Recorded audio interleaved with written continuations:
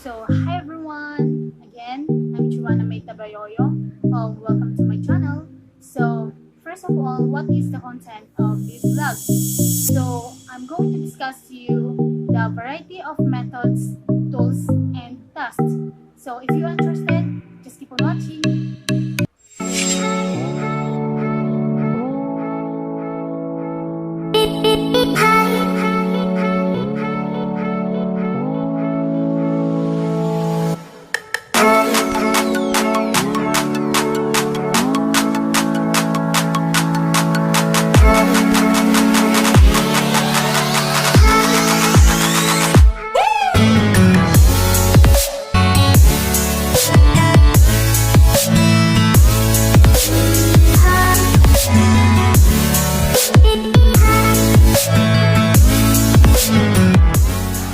So, hi guys, I'm back. So, now I'm going to discuss the variety of assessment methods, tools, and tests.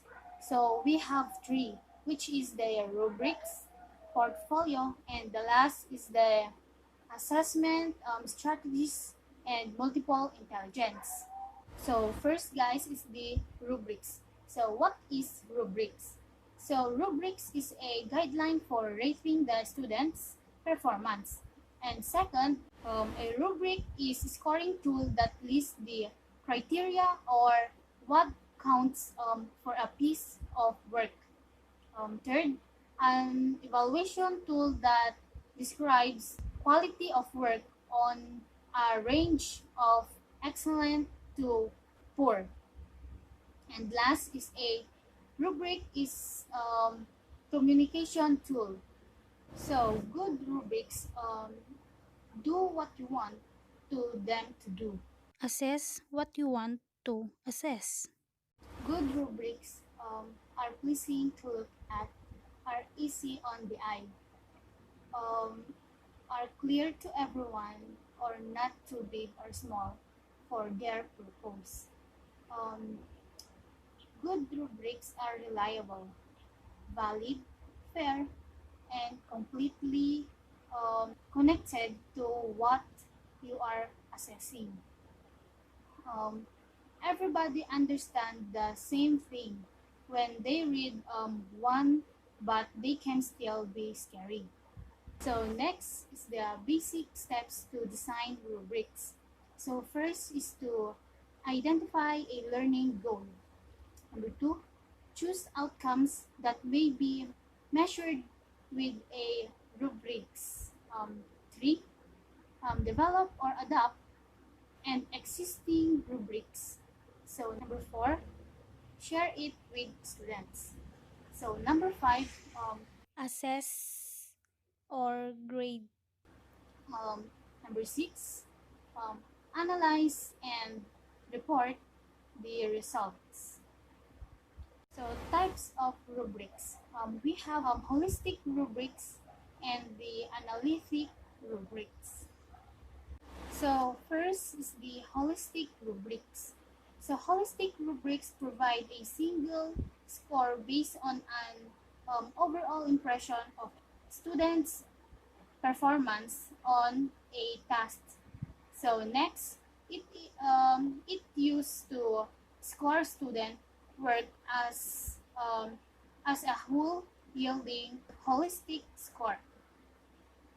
Want to use holistic rubrics? There is no correct answer or response to ask a task. Example is to creative work. Next, the focus is on overall quality, proficiency or understanding of a specific content or skills. Next, The assessment is summative. um, this is um, this is at the end of the semester or major. Last is assessing significant number. So this is the holistic rubrics look like. So as you can see, there's a score and descriptions provided per score. Um, this is used to score the students' work as a whole yielding one. which holistic scored. So next types of rubric is the analytic rubrics. Analytic rubrics provides specific feedback along several dimensions and descriptions of products. Um, Breaks the objective into components parts. Each portion is scored independently using a rating scale. So last final score is made up of adding each component parts. When to use analytic rubrics. Several faculty are collectively assessing the student work. Next, outside audience will be examining rubric scores.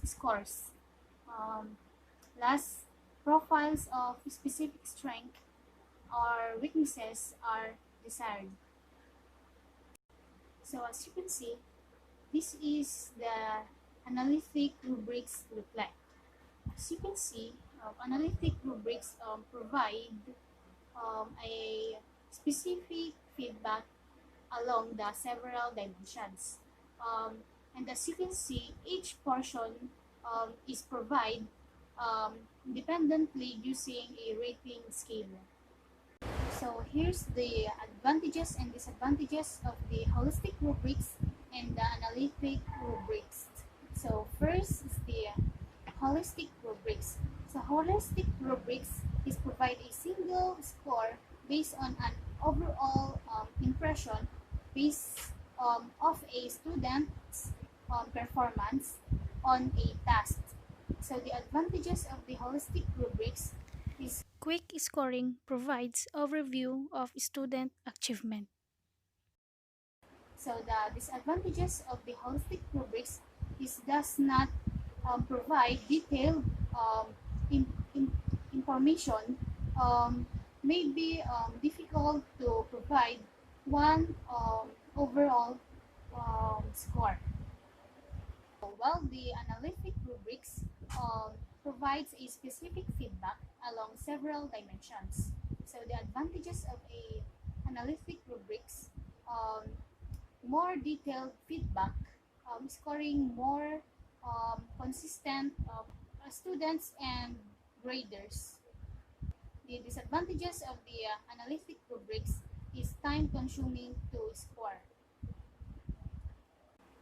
So next, what is portfolio assessment?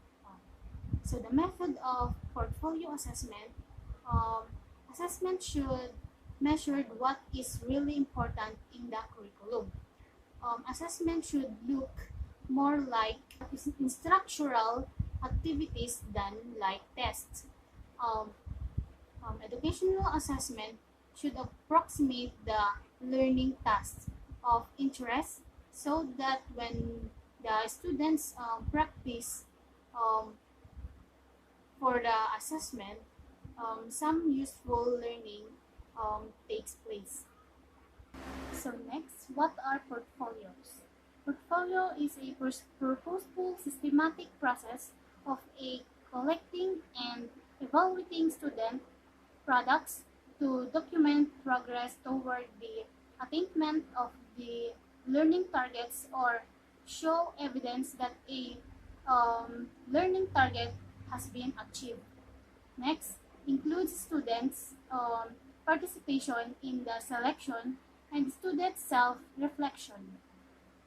Next, a collection of artifacts that accompanied by a Reflective narrative by not only helps the learners to understand and extend learning, but invites the reader of the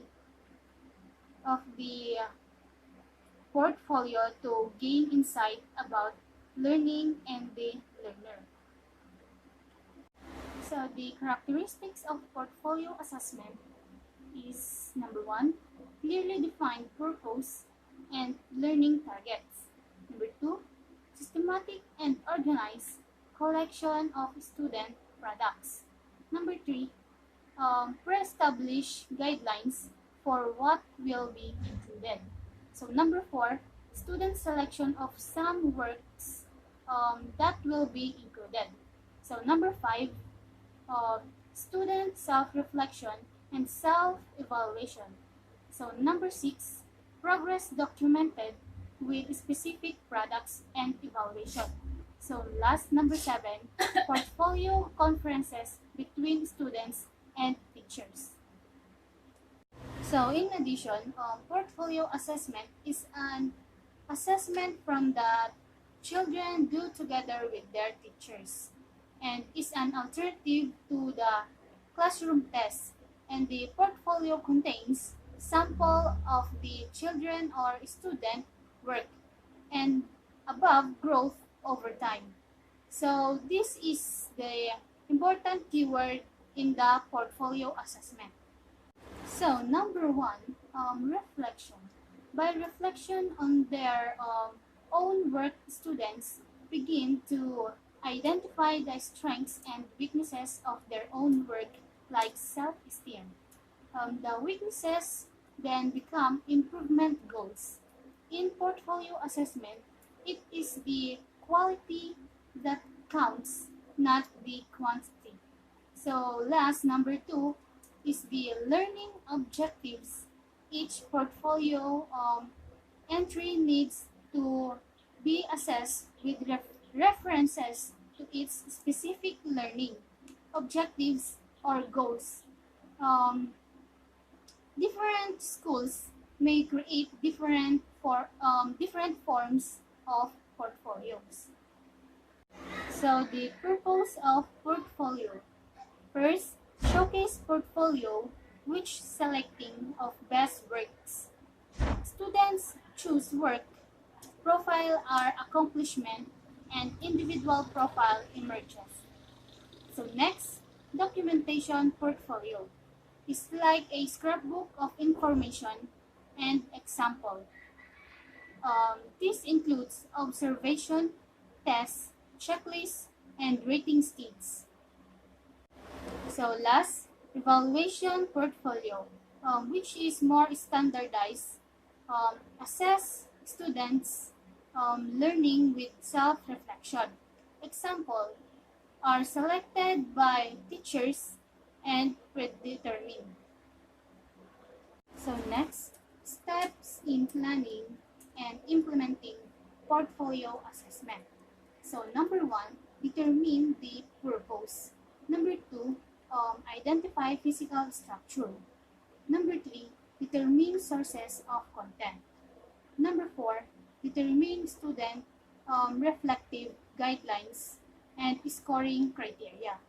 Number five, review with students. Number six, portfolio content supplied by teachers or students. Number seven, teacher evaluation of content and student self-evaluation. Number eight, student self-evaluation of contents. Number nine, student-teacher conference. And last, number 10, um, return of student for school. So, how does a portfolio assessment look like? A portfolio assessment can be examination of student-selected samples of work experiences and documents related to outcomes being assessed, and it can addresses and support programs toward achieving academic goals, including students' efficacy. So, what are the advantages and disadvantages of a portfolio? So, the advantages of a portfolio is students are actively involved in self-evaluation and self-reflection. Next, involves collaborative assessment. Next, Ongoing process where students demonstrate performance, evaluate, revise, and produce quality work. Next, focus on self-improvement rather than comparison with others. Next, students become more engaged in learning because both instruction and assessment shift from teacher control to mix of internal and external control. So next, products help teachers diagnose learning difficulties. Next, clarify reasons for evaluation. And last is flexible. So the disadvantages of portfolio is scoring difficulties may lead to low reliability. So next, teacher training needed. So next, time consuming to develop criteria, score, and meet students. So next, students may not make good selection of which of material to include. Sampling of student products may lead to weak generalization. And last, parents find the portfolio. So last question is, what is multiple intelligence? Multiple intelligence refers to the theory describing the different ways of learn and acquire information. This multiple intelligence range from the use of words, numbers, pictures, and music to, to the importance of social interactions, introspection, physical movements, and being in tune with nature. So we have traditional view of intelligence versus multiple intelligence theory. So first, the traditional view of intelligence, intelligence can be measured by short answer tests. So next, people are born with a fixed amount of intelligence. So next, intelligence level does not change over a lifetime. And intelligence consists of ability in logic and language. So next, in traditional practice, teachers teach the same material to everyone. And last, teachers teach topic or subject. While the multiple intelligence theory in short answer tests are not used because they do not measure disciplinary mastery or deep understanding. They only measure rote memorization skills and one's ability to do well on short answer tests. Next, human beings have all of the intelligences, but each person has a unique combination or profile. Next, we can all improve each of the intelligences through some people will improve readily in one intelligence area than in others. There are many more types of intelligence which reflect different ways of interacting with the world. Next, multiple intelligence. Pedagogy implies that teachers teach and assesses differently based on individual intellectual strengths and weaknesses. So last, teachers structure learning activities around an issue or question and connect subject teaching topic. And last, teachers structure learning activities around an issue or question and connect subjects. Teachers develop strategies that allow for students demonstrate multiple ways of understanding and values their uniqueness. So these are the types of multiple intelligence. We have linguistic, logical, visual spatial, bodily kinesthetic, musical, interpersonal, um, intrapersonal, and last is the naturalist. So these are the types of multiple intelligence. And how does multiple intelligence affect assessment? So number one is verbal linguistic intelligence. So this type of multiple intelligence, this is the ability to use words and language. So these learners have highly developed auditory skills and Are generally elegant speakers. So they think in words rather than pictures. So if you have a strong linguistic intelligence, you might learn better by um, reading or writing, memorizing, or playing word games. like Scrabble, anagrams, or and password, um, using the internet. Number two is the logical mathematical intelligence. So this type of multiple intelligence, this is the ability to use reason, logic, and numbers. So these learners think conceptually, logically, and numerically patterns, making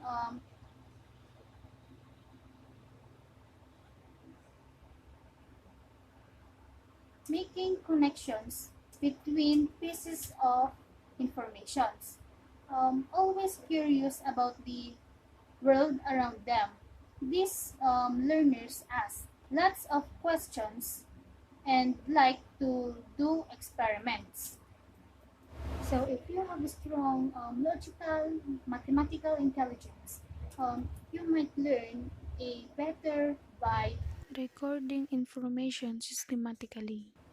playing strategy games like chess and checkers, analyzing data, asking logical questions using the internet.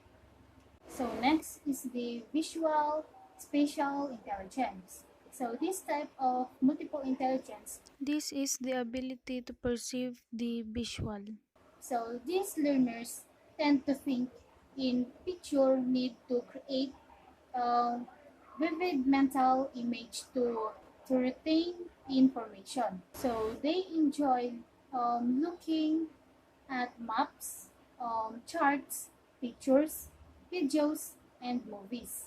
So if you have a strong visual intelligence, you might learn better by studying picture, watching videos, using visual, tangible aids, doing maze or puzzles, or making predictions using the internet.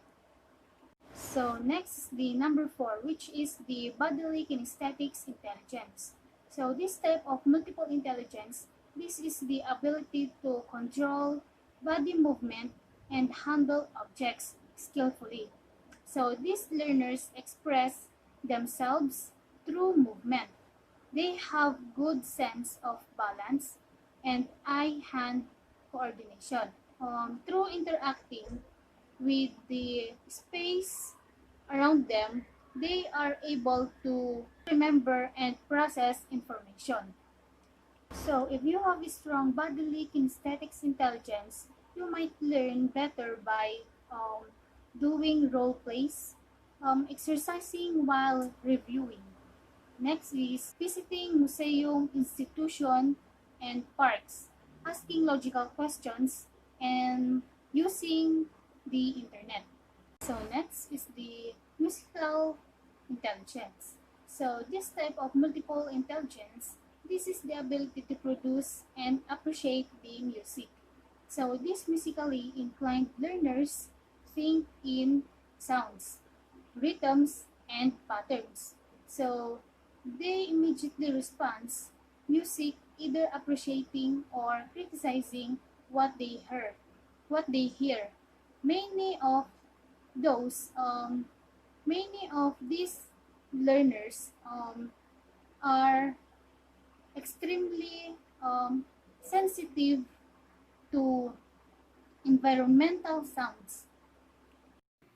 So, if you have strong musical intelligence, you might learn better by Listening to recording, talking to yourself, making up songs, mentally repeating information, and reading aloud, and last, changing tempo. okay, so next is the number 6, interpersonal intelligence. So this type of multiple intelligence, this is the ability to relate and try to see things from other people's point of view in order to understand. How they think and feel. They often have an uncanny ability to sense feelings, interactions, and motivations. They are great organizers. Generally, they try to maintain peace in group settings and encourage cooperation. They use both verbal and nonverbal language to open communication channels with others. So, if you have strong interpersonal intelligence, you might learn better by Studying in groups, pairing information with others, interviewing experts, relating personal experience, and doing cooperative projects. So next is the intrapersonal intelligence. So this type of multiple intelligence, this is the ability to self-reflect and be aware of one's inner state of being. these learners try to understand their inner feelings, dreams, relationship with others, strengths and weaknesses.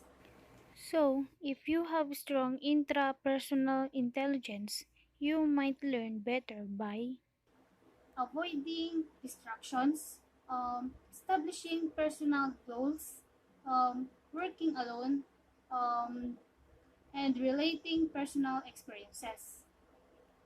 So last is the number 8, which is the naturalist intelligence. So this type of multiple intelligence, the ability to recognize plants and animals, to make distinctions in the natural world, to understand systems and define categories. So, if you have strong naturalist intelligence, you might learn better by studying outside, learning in the presence of plants and pets, relating environmental issues to topics, smelling, seeing, touching, and tasting. And last is the observing natural phenomenon. So, addition, multiple intelligence theory can draw students back into learning using the different intelligence to teach a concept, allow each of your diverse learners a chance to succeed at learning. The learners will strengthen in the visual spatial intelligence, will do well with drawing and puzzles. So that's the end of this video. Thank you for watching.